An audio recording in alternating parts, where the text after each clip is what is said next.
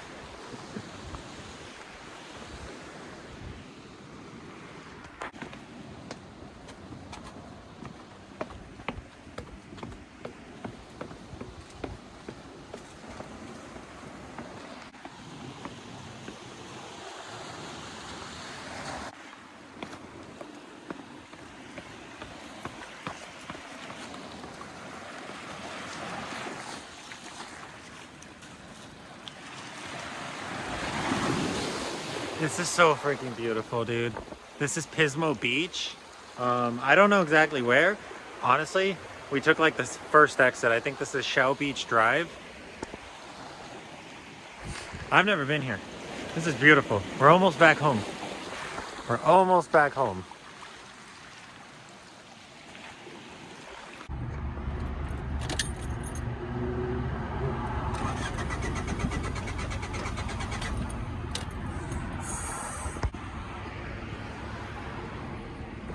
What's going on, you guys? Welcome back to the channel. So I just lost power. I'm on the side of the freeway. I was heading over to Isa. The car is at 209,360 miles. We just completed our like 4,500 mile road trip.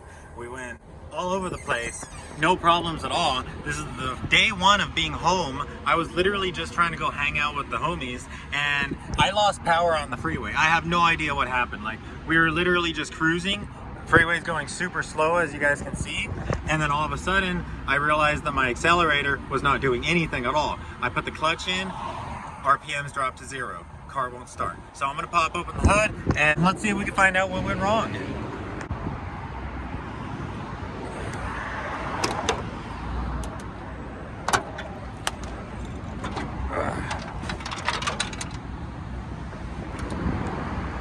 So my first thought is it's the distributor. My first thought is that we're not getting spark because the ECU is fine. We still get that check engine light, and I think we still get fuel pump. It's pretty loud, so I can't really hear if we're getting fuel pressure. But my first thought is it's gonna be the ECU and it's gonna be a spark issue. Or not the ECU, the distributor, but right off the bat, the distributor doesn't look problematic. Everything seems to be okay. We were having issues with this jumper in the past, but I did a lot of rewiring on it, as you guys can kind of see, and it's been pretty reliable for 5,000 miles. Shit.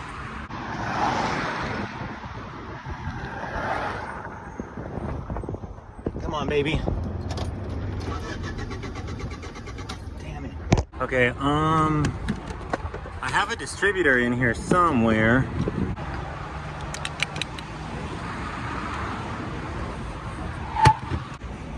Okay, so I'm gonna pull this distributor off. I'm gonna throw on that one. That is the distributor that we got from Big Man, and we were running it on this car for a little while. Gonna need to get that for that 12 millimeter, and then we should be good to go. Also, that pickup truck stopped right behind me, and I'm not too sure what he wants.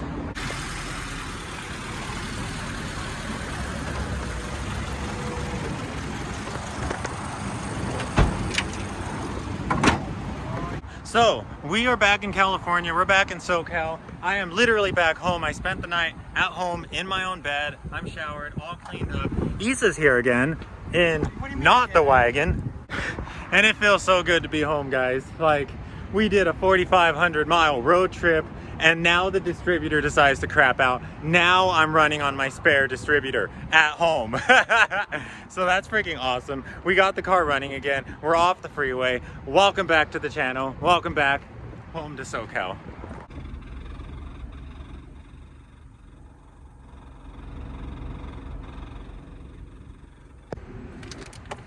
Okay, so we're throwing a code 4 now, which we weren't throwing before. That is crank position sensor, and I guarantee you it is that jumper. So I'm gonna go mess with the jumper, try to get rid of the code, and then we should be good. We're back on the road.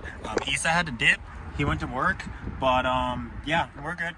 All I had to do was switch out my Dizzy, and if you guys don't remember, I had a spare Dizzy that came from Big Man, and I was actually running on that Dizzy for a little while, and then one of you guys actually sent me a Dizzy, and that was really awesome. So we've been running on that Dizzy. We did the entire road trip on that Dizzy, and then I don't know what happened.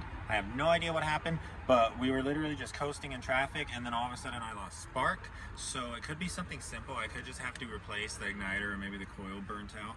But for now, all I did was switch the Dizzies because I knew I had a working Dizzy, and it fired right up. So that's all I know. We have a crank 4 code. I'm pretty sure it's not the Dizzy because we didn't have that code when we were running Big Man's Dizzy. So I'm gonna go mess with that jumper harness, and we should be good to go.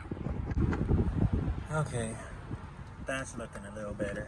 I always like to tuck this harness kind of right here in this corner to where like the OBD0 plugs are kind of pinned by the valve cover, and then the OBD1 plugs kind of put enough tension to just push them in there. And I noticed that when I have it like that, because I used to have the harness tucked underneath the thermostat housing just because it looked a lot cleaner than that, but when I had it like that, it didn't allow me to do this, and I was just having all kinds of jumper harness problems. Having it like this, it doesn't move. I should honestly probably just zip tie the wires in place or make a little bracket, but at that point, why not just actually do an OBD1 conversion and get rid of the harness, right?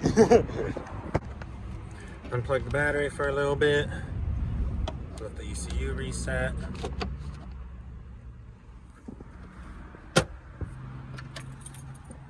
Still got that in there.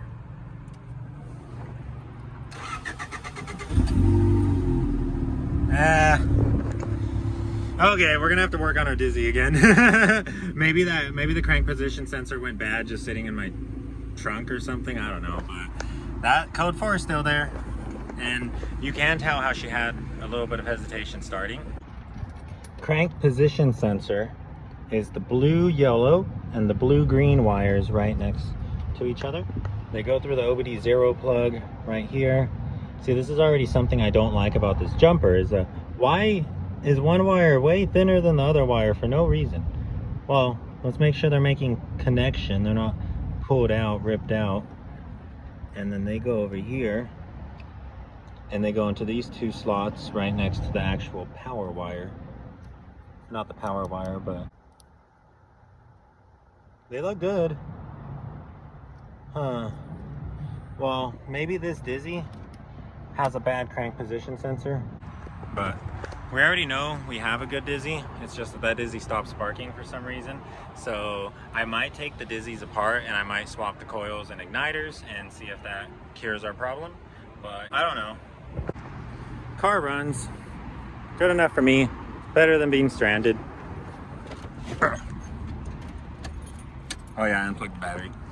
Anyways, you guys, I wasn't even really planning on making a video today. This is the first day we've been back. Today is actually Monday. I just realized the sun was kind of in your guys' face. But anyways, today is actually Monday. This is the first day we've been back. My car did 2,037 miles. My car did 2,037 miles since Friday midnight, and today is Monday. I've done a total of about 4,500 miles since me and Issa left on our camping trip. I don't know how long ago that was. That was like 10 days going on 2 weeks ago, but like, wow, dude, the car's been so crazy reliable. But it's just so funny. I'm finally home and then I go and break down. Like, nothing happened on the road, dude. Nothing at all happened on the road. The only reasons we ever stopped was so I could rest. That was the only reason, just to rest. She never ever stopped for my CRX, and that's the coolest part, dude. Like, temp stayed so low. I didn't even come close to overheating at all. And the best part is that we did an average of 40 to 44 miles per gallon this entire time. There were points where we were getting about 37, 39, and those were just like the really steep climby parts, mainly going up the Sierra Nevada mountains, going up Oregon. There was just a lot of like second gear, a lot of third gear, and just a lot of RPMs. And still, it's freaking awesome that we were still getting like 37 mpg by the time we filled up. 35, 37 mpg, let's be a little fair.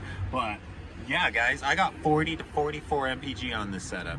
That's awesome. That's almost what an original HF is. Original HFs did 50, they did 49 city and I think like up to 55 highway. And they were running on the 8-valve motor, making like 70 horsepower. We're running on an OBD1 D15B7, which came out of an EG, a base model EG, making like 100, 108 horsepower. So that's cool, dude. It's so cool that we're still making that kind of mileage. I think a lot of it has to do with the weight of this car, but the HF transmission really helps. Dude, I can go 90 miles an hour and we are still at 2,800 RPM, dude. Like, this is like a CVT in a freaking new car right now. On average, at 80 miles an hour, 70 to 80 miles an hour is around 2,000 RPM in 5th gear. That's crazy. Do we have any original HF owners watching the channel? If so, leave a comment below. Like, let me know what MPGs you guys are still making. Tay was driving around in an original HF before we did the swap on his car. Anyways, you guys, I think I'm probably just gonna chill. We'll probably just kick it. I did want to work on the car because, you know, putting 5,000 miles on it in a month is a lot. I did want to take it apart and kind of just do a bolt check, do a wear check, make sure everything was Gucci. And I also really need a power outlet so badly. In the last video, you guys might be wondering, how the hell are you guys already home? In the last video, we were in the Bay Area, we were visiting Ginger, and we were actually planning to hit up the NorCal CRX owners meet because Dana was supposed to be there. And as you guys know, Dana's posting videos again, so it was, I don't know, wanted to go say what's up to him, see what's going on. But that was when we got a message basically saying the NorCal CRX owners meet was like invite only, and they like pretty much literally said that they only wanted CRXs there, like no EF wagons, no EF hatches, no other EFs, just CRXs. And we were like, what the hell? And you know, at that point it was already me and my buddy Josh. We were doing the whole road trip to Oregon together, Ginger, and then his homie Damien came through with the white wagon. So it was like, we're already all here, like let's just kick it with each other. Like, we don't need to go to no meet to kick it. So that's what we ended up doing. I don't know when we left. We left late in the evening because I did pretty much only an hour of daytime driving. Everything else was just through the night. We arrived in Ventura County around like, sheesh, I think it was like 9 p.m., 10 p.m. And driving through Ventura on the 101, we pretty much made it home in about 6-7 hours flat. We made a couple stops, but for the most part, we were just on the road and we did good. We did really good. There was like no traffic. The 101 is a fantastic drive. It's so much funner than driving through the 5. And really nothing to say, honestly. I would have done a vlog if we actually broke down like we did today, but we never do when we're on the road. So, you know, all I can say is I'm really grateful for the good luck, but here we are. Whatever. I'm just glad that we made it home safe. My car is fantastic. This thing blows my mind away. Like, it's just a single cam that we assembled on Max Speeding Rods parts. We got the head from Dana. We got the head studs from Max Speeding Rods, the timing belt from Max Speeding Rods, the water pump and the tensioner from Max Speeding Rods. Dude, like, that's awesome. This Max Speeding Rod stuff is actually really reliable, guys. Like, look at me, I'm driving on it right now. I completely trust it. I vouch for it. I will definitely get Max Speeding Rods timing belts and head studs when I'm just putting engines together. I think they do make B series, and I would definitely use this stuff on B series. Like, why not? It works, obviously. So, next thing on the agenda is I'm gonna do a little bit of maintenance on the car. You know, I need to do brakes. I want to do something about this. I really do. We need to get climate control because the windows do fog up when we're on like our long road trips going into the night. And it would be nice to have a stereo. Right now, Issa let us borrow his little Bluetooth speaker, but have you guys ever seen that meme where it's just like, you know, you're in a shit box when he has a Bluetooth speaker in the back? Dude. And then I also want to get my headliner installed. This does not leak. However, now the window leaks. Like, I think I might have gotten a little too aggressive with the pressure washer, and it leaked a lot when we were in Oregon, and I just went ham on the front end. The front end was covered in bugs, dude. Like, I had to get the bugs off. There's still actually bugs on the mirrors. So I need to give the car a good thorough wash. Again, Ginger washed it. He did great. But there's still bugs all in the looks and crannies, dude. Like in the engine bay, bugs got into some crazy ass places. Anyways, you guys, I think I'm gonna clock out. I think this is gonna be the end of the video. All we did was break down, but now we're not broken down, so that's good. We're back home. I am resting. I don't know what's next on the agenda. We need to swap the engines in the wagon so that way Issa can get back to daily driving the wagon and we could go somewhere cool. I might go say what's up to Danny right now, and you guys might see Danny at the end of the clip or at the end of the video. But for the most part, I need to do some work on my CRX. Version 2 is finally coming. This has literally just been me driving around and super happy that I have something to drive around in. And I even told you guys once I got this car running, all you were gonna see was me driving around in it for a while. Because dude, like I was down for a year and now I'm back in my CRX, and it's just like, you can't replace that feeling, you just can't. So anyways, we're gonna do a lot of work on the car. We're gonna get her all buttoned up. I can subscribe if you wanna see me boost my CRX. Catch you guys next time. Right when I was about to leave, I swear to God, what is happening? Man, they got him. Jesus.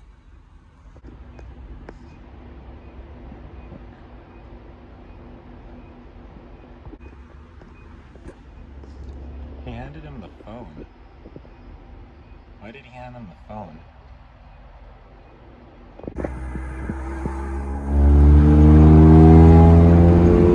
Did you miss California? Nope. No check engine light. Dizzy's fine.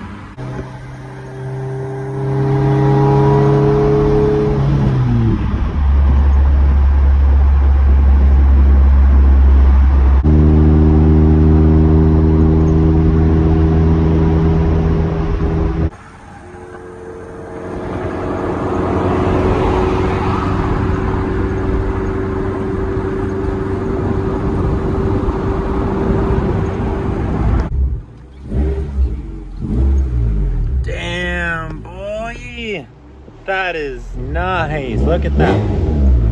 Look at that fitment. Max speeding rods for the win. And look at that. Look at that bash bar. Oh, you can see them. Look at that. Max speeding rods.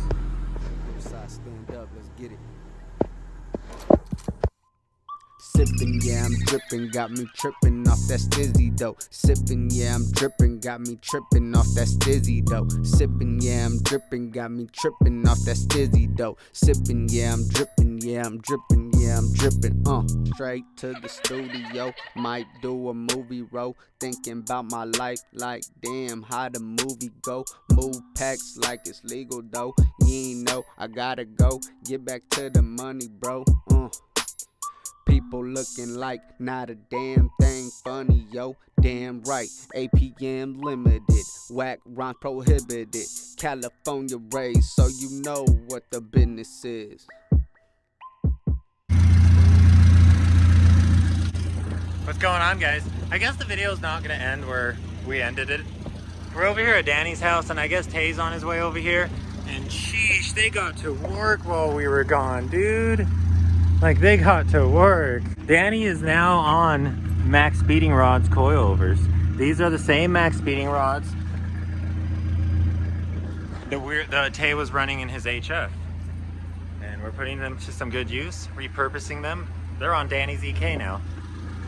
And that is basically how low you can go on max speeding rods coilovers. Danny even said that this isn't even maxed out, that it can go lower. Way more. So if you guys want to go low for the low, hit up Max Speeding Rods. Discount code SAVE the EFs gets you even more off. But jeez. And then this is also the bash bar that Tay made. I didn't really vlog any of that. It was just late nights chilling, grinding away literally. And that came out. But wow. This is awesome. You guys already know where that came from. But we recycle and save everything, right?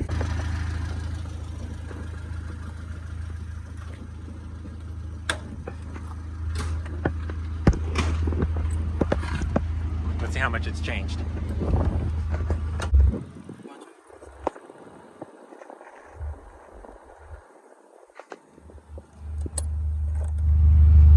Let's see. Think I'm gonna stall it?